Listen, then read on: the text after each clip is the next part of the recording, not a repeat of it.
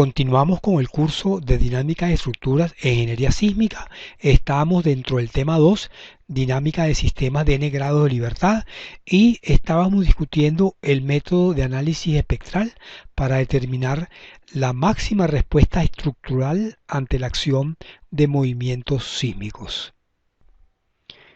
Veamos entonces cómo organizamos el procedimiento de cálculo en el método de análisis espectral. Comenzamos diciendo que tenemos una única componente sísmica actuando en una dirección determinada y que esa componente sísmica está descrita por su espectro.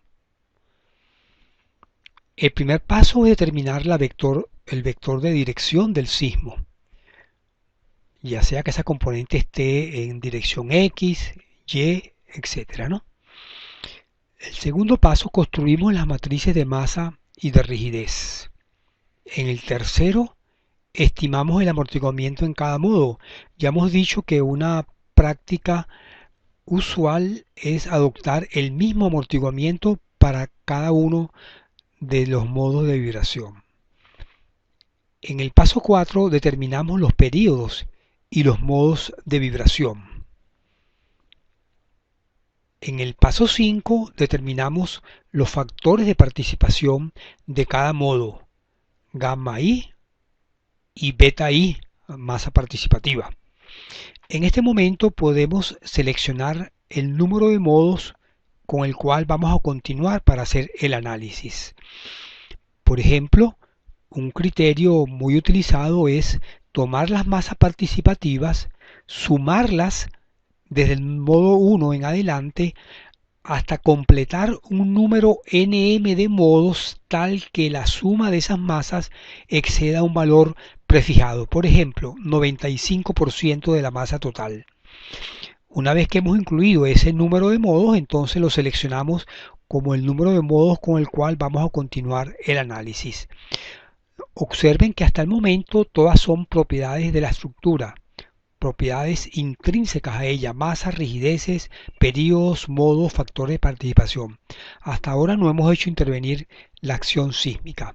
Es en el siguiente paso donde vamos a intervenir ahora a traer el espectro de respuesta para determinar la respuesta sísmica en cada uno de los modos de vibración.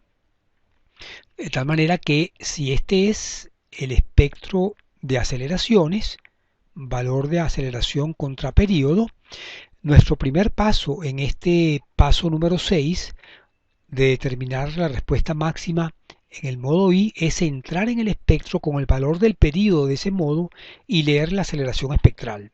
Esa aceleración la llamamos AI, correspondiente a ese periodo TI y al amortiguamiento CI. Seguidamente calculamos el desplazamiento espectral DI, dividiendo la aceleración entre omega i cuadrado, que es la frecuencia circular, pero en este caso mejor trabajando con el periodo, multiplicamos por el periodo TI entre 2pi cuadrado. Los desplazamientos y las fuerzas en la estructura van a ser función de estos valores de aceleración y desplazamiento espectral, así como de las propiedades modales. Veamos, el vector desplazamiento en el modo I, esta es la contribución del modo I al desplazamiento estructural, está dado por el producto del factor de participación de ese modo, por el desplazamiento espectral del modo I, por el vector modal, que es el que describe la forma del modo. De tal manera que aquí vemos cómo el vector desplazamiento en cada modo va a tener la forma que tiene ese modo multiplicado por estos escalares. El desplazamiento en el piso K es un componente de este vector. Llamemos ese componente U del piso K del modo I, no es más que la componente modal phi KI multiplicada por el factor de participación gamma I y DI.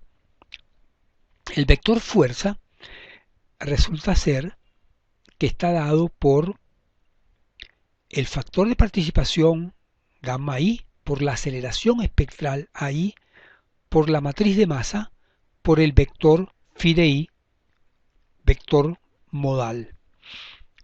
entonces vemos cómo el vector de fuerzas F de I en ese modo tiene una forma que va a depender del producto de las masas por el vector modal phi de I. Observen que para un grado de libertad la participación es 1, el modo es 1 y nos quedaría masa por aceleración, tal como era la ecuación que utilizamos en sistemas de un grado de libertad. La fuerza en el piso K, un componente de este vector I, FKI, este escalar, es igual entonces, de aquí extraemos la componente FKI, extraemos la masa del piso K y hacemos la multiplicación para obtener dicha fuerza. El cortante en la base podemos obtenerlo sumando todas estas fuerzas laterales de cada piso, o también se puede demostrar que ese cortante en la base del modo I está dado por el producto de la aceleración espectral del modo I por la masa participativa del modo I. De aquí en adelante, cualquier otra respuesta de interés, por ejemplo, fuerzas internas en una columna, cortantes, momentos flectores, fuerzas axiales, se pueden determinar por estática en cada modo de vibración.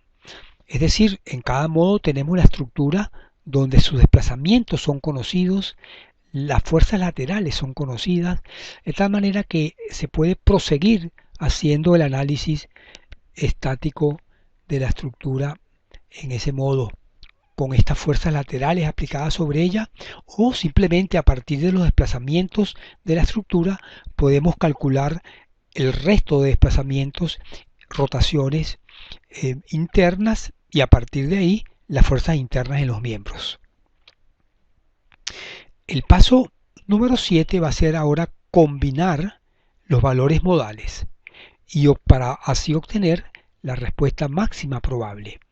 ¿Cómo combinamos? El criterio que ya hemos descrito, el criterio de la combinación cuadrática completa.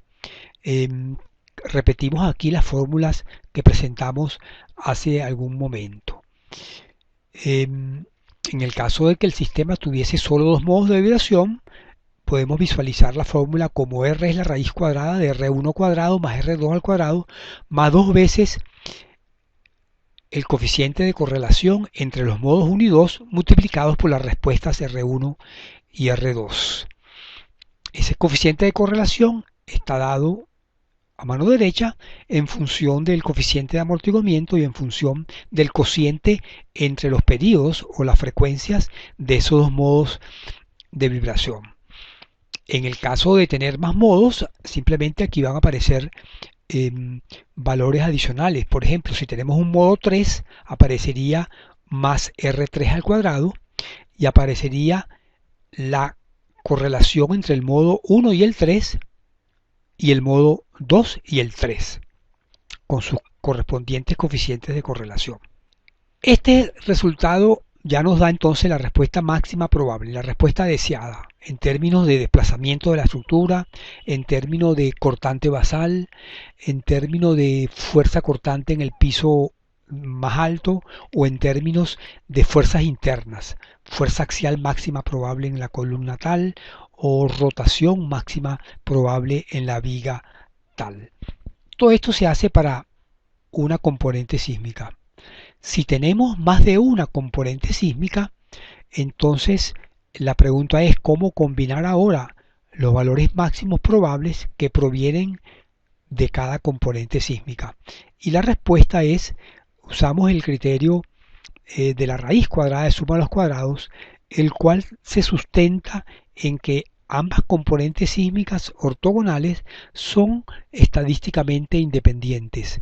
Siendo ellas estadísticamente independientes, la respuesta más probable al efecto combinado de esas dos componentes sísmicas ortogonales está dada por la raíz cuadrada, la suma a los cuadrados de las respuestas máximas individuales a las componentes sísmicas. Esto es el sentido de esta ecuación. R es raíz de Rx al cuadrado más RY cuadrado, donde Rx es la respuesta máxima probable para sismo X determinada siguiendo los 7 pasos descritos previamente, y RY es la respuesta máxima probable a sismo Y determinada siguiendo los 7 pasos descritos previamente, pero ahora para la componente sísmica Y, que tiene un vector direccional distinto, BY. Ahora bien, es importante destacar que si el análisis lo hemos hecho con un espectro reducido, es decir, un espectro que incorpora la capacidad de disipación de energía de la estructura, las fuerzas y desplazamientos que obtengamos del análisis son fuerzas a nivel de excedencia, es decir, son fuerzas correspondientes al punto, al límite elástico de la estructura. Por tanto, los desplazamientos totales de la estructura son aquellos que provienen de amplificar los desplazamientos a nivel de excedencia por el factor de ductilidad. UM es igual nu por UY. En el caso de la norma venezolana, la ductilidad se estima por el producto entre 0,8 veces el factor de reducción y por lo tanto la expresión indicada es la que nos permite el calcular los valores máximos de desplazamiento. Este es el procedimiento que está incluido en las normas sísmicas de todos aquellos países que tienen que diseñar estructuras o evaluarlas para la acción de los terremotos. Sin duda que cuando se consideran espectros elásticos R igual 1, el método tiene un buen sustento porque usamos el principio de superposición al superponer las contribuciones de los modos, pero el procedimiento es mucho menos confiable cuando consideramos el sistema inelástico con R mayor que 1, puesto que ahí ya no es válido el principio de superposición.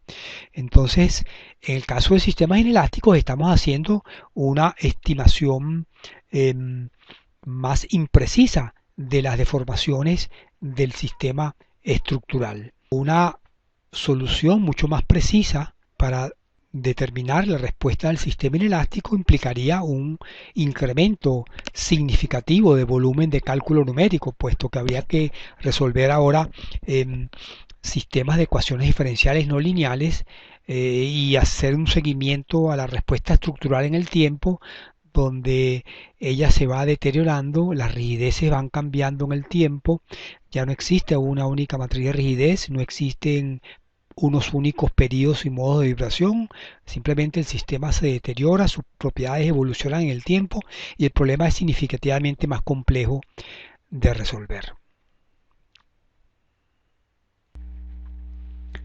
Vamos a ver el ejemplo de la respuesta sísmica de un pórtico de 2 pisos mediante el uso del método de análisis espectral. La acción sísmica está descrita en esta lámina. Este es el espectro reducido para un factor de reducción igual a 6. Como referencia se indica aquí cómo sería el espectro elástico del sistema con R igual a 1. Este espectro corresponde a la zona de Caracas con un perfil de dureza intermedia y con un coeficiente de uso de 1,15. A sub d es el coeficiente de aceleración espectral, de tal manera que la aceleración espectral es A sub d multiplicada por g. Esto lo vemos entonces como 0,2 g en términos de aceleración. La aceleración correspondiente a periodo 0, o sea la aceleración del terreno, es 0,33 g. Seguimos paso a paso el procedimiento descrito anteriormente para este pórtico de 2 pisos que ya hemos presentado en una discusión anterior. 2 grados de libertad, considerando que la viga es infinitamente rígida, las columnas axialmente indeformables, 2m es la masa del piso inferior, la mitad de la masa en el piso superior, igual con las rigideces, 2K la rigidez del piso inferior, K la rigidez del piso superior y H es la altura de los entrepisos. Los valores numéricos están dados en la parte de abajo de esta lámina y sigamos el procedimiento entonces paso a paso. El primer paso era determinar el vector dirección del sismo, Obviamente es un sismo que está actuando en dirección horizontal, es la única dirección posible para esa estructura plana, de tal manera que nuestro vector direccional es 1, 1. En el segundo paso determinamos la matriz de masa. Vamos a utilizar como unidades toneladas, centímetros y segundos. Esta es la masa entonces del piso 1, esta es la masa del piso 2. La suma de ambas es 0.06, que es la masa total del pórtico. Determinamos también la matriz de rigidez del pórtico, que resulta ser la indicada, ¿no? En el tercer paso adoptamos los valores del coeficiente de amortiguamiento para cada modo iguales a 5%, 0,05. Este amortiguamiento ya está incorporado dentro del espectro, es decir, el espectro de la norma proviene de haber supuesto un amortiguamiento de 5%. En el paso 4 resolvemos nuestro problema de autovalores y autovectores y obtenemos las frecuencias circulares, la del primer modo 19,36 segundos a la menos 1, la del segundo modo 38,73, los periodos, que son iguales a 2pi entre la frecuencia circular, resultan ser 0,32 segundos en el modo 1, modo fundamental, y 0,16 segundos en el modo 2. La forma modal en el modo fundamental o modo 1 es 0,5 en el piso 1, 1 en el piso 2. Hemos normalizado los modos para que valgan 1 en el piso superior, y el modo 2 tiene un valor de menos 1 en el piso inferior y 1 en el piso superior. Los factores de participación son los mismos que determinamos previamente. De hecho, este pórtico lo usamos como ejemplo para determinar factores de participación. Ustedes pueden consultarlo. Habíamos encontrado entonces que el factor de participación del modo 1 es 4/3 centímetros a la menos 1, y el del modo 2 es menos 1/3 centímetros a la menos 1. Las masas participativas del modo 1 es 0,053 y del modo 2 es 0,0066 en las unidades de masa toneladas sobre centímetros sobre segundo cuadrado. Podemos comprobar nuestros cálculos, dado que esta suma debería ser la masa total. Efectivamente, si sumamos beta 1 más beta 2, comprobamos que es igual a 0,06, que es nuestra masa total del pórtico. En el paso 6 hacemos intervenir por primera vez ahora el espectro. Simplemente tomamos los periodos de vibración y entramos en el espectro y leemos las aceleraciones espectrales. El periodo del modo 1 es 0,32 segundos, el del modo 2 0,16. Vamos al espectro y entramos con cada periodo de vibración y leemos la correspondiente aceleración espectral. Para el modo 1 nos queda 0,15 G, para el modo 2 nos queda un valor ligeramente mayor de 0,20 G. Volvemos entonces al paso 6. Estos son los coeficientes de aceleración espectral. Las aceleraciones resultan ser entonces 151,9 centímetros sobre segundo cuadrado para el modo 1 y 200,47 centímetros sobre segundo cuadrado para el modo 2. Hemos utilizado un valor de 981 centímetros sobre segundo cuadrado para la aceleración de gravedad. Es decir, A es el coeficiente que leemos del espectro multiplicado por G. Los desplazamientos espectrales, que son la aceleración espectral dividida entre el cuadrado de la frecuencia circular, resultan ser 0,40 centímetros para el modo 1 y 0,13 centímetros para el modo 2. El vector desplazamiento para el modo 1 utilizamos la expresión que mostramos en el procedimiento paso a paso, pero no es más que el producto de la coordenada modal, que vale 1, vamos a verificar, por ejemplo, el del piso de arriba, la coordenada modal vale 1, el factor de participación vale 4/3 por el desplazamiento espectral del modo 1, que es .40. .40 entonces por 4/3 y por 1 da 0.54 centímetros, que sería el desplazamiento en el piso de arriba, en el piso 2 del modo 1. Y así sucesivamente con los desplazamientos de cada piso para cada uno de los modos de vibración. Notamos que el vector de desplazamiento en el modo 1 tiene la misma forma del modo 1 y el vector de desplazamiento contenido en el modo 2 tiene la forma del modo 2, es decir, hay un cambio de sentido, de signo. Las fuerzas en cada piso las determinamos de nuevo usando la fórmula ya mostrada. Vamos a poner como ejemplo el cálculo de la fuerza del modo 1 en el piso de arriba, en el piso 2. Esa fuerza es igual al producto de la masa vale 0,02 en el piso de arriba, por la componente modal, que vale 1 en el piso de arriba, por el factor de participación, que vale 4/3, por la aceleración espectral, que vale 151,9. Ese producto da 4,05 toneladas en el piso de arriba del modo 1, y así sucesivamente con todos los valores. De nuevo, el vector de las fuerzas, todas las fuerzas del modo 1 están en el mismo sentido, es la forma que introduce el modo 1, y análogamente en el modo 2 hay un cambio de signo en el vector de las fuerzas. El cortante basal lo podemos determinar ya sea sumando todas las fuerzas laterales del piso 1 y del piso 2 dentro del modo 1, nos da 8,10, o también pudiéramos usar la expresión que se indicó previamente, que es multiplicar la masa participativa del modo 1 por la aceleración espectral del modo 1. Análogamente, pues, para cálculo del cortante basal del modo 2. El siguiente paso ahora es combinar estos valores, pero antes mostremos cómo lucen esas fuerzas sobre la estructura.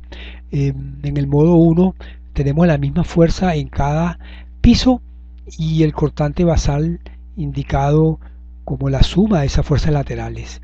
Igualmente en el modo 2 ponemos de relieve el cambio de signo en la fuerza del piso de arriba. Aquí pudiéramos calcular cualquier otra solicitaciones de interés simplemente por estática dentro de cada modo. Por ejemplo, en esta columna derecha superior, la fuerza cortante sería, por estática, sería, dada que las columnas son iguales, sería la mitad de la fuerza lateral aplicada, sería entonces 2,025 toneladas en esta columna. El momento flector lo determinaríamos por equilibrio, equilibrio que el cortante por la altura tiene que ser igual al momento de arriba más el momento de abajo. En este caso ambos son iguales, por lo tanto el momento sería el producto del cortante por la altura dividido entre 2. La fuerza axial en la columna la determinaríamos a partir del cortante que transmite la viga, y así sucesivamente con cualquier otra solicitación de interés. Igualmente para determinar las rotaciones de los elementos, deformaciones, etc. De tal manera que aplicando estática en cada modo de vibración pudiéramos completar y determinar todos aquellos parámetros que requerimos para el diseño o para la evaluación de la estructura. El siguiente paso entonces es combinar ahora los valores de cada modo para obtener los que llamamos valores máximos probables, nuestro mejor estimado de la máxima respuesta sísmica. Recordamos el procedimiento. Calculamos en primer lugar el coeficiente de correlación entre las respuestas modales, el cual depende del cociente de las frecuencias o de los periodos. Omega 1 entre omega 2 o T2 entre T1 es igual a 0,5.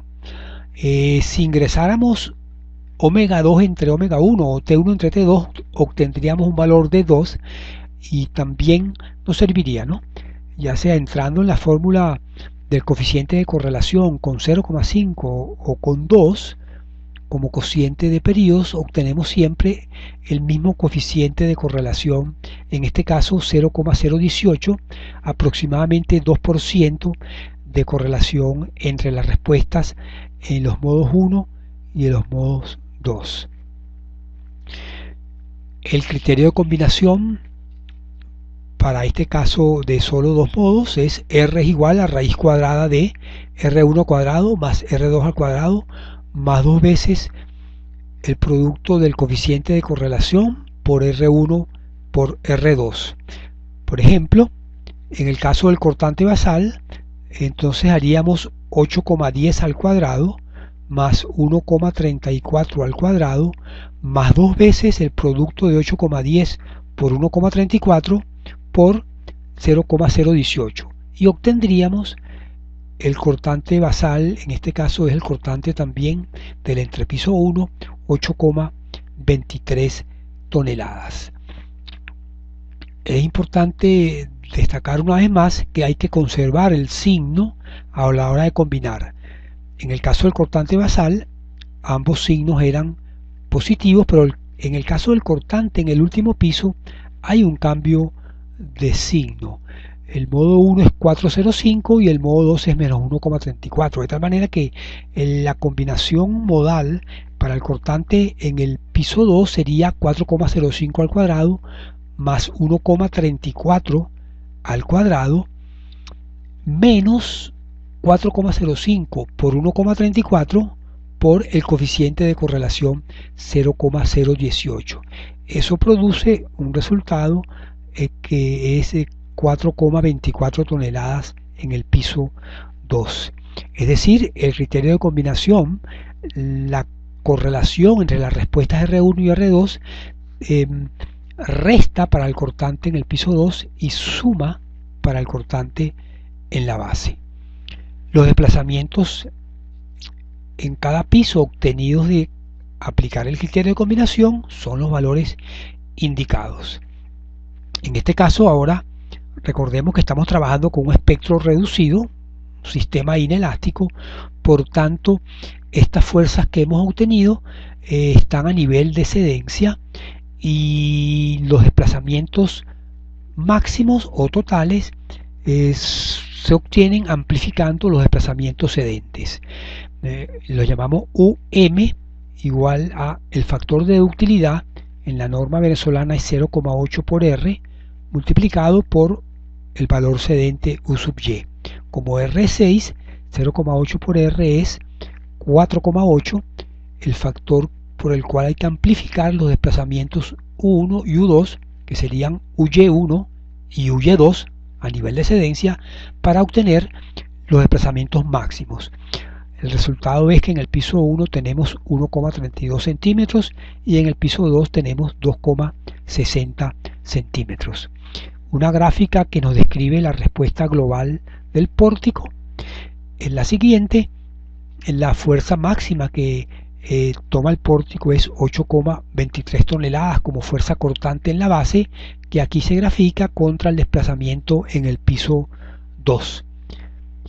Entonces mostramos el desplazamiento cedente del piso 2, 0,54 centímetros, y el desplazamiento último en esta respuesta perfectamente plástica de 2,60 centímetros.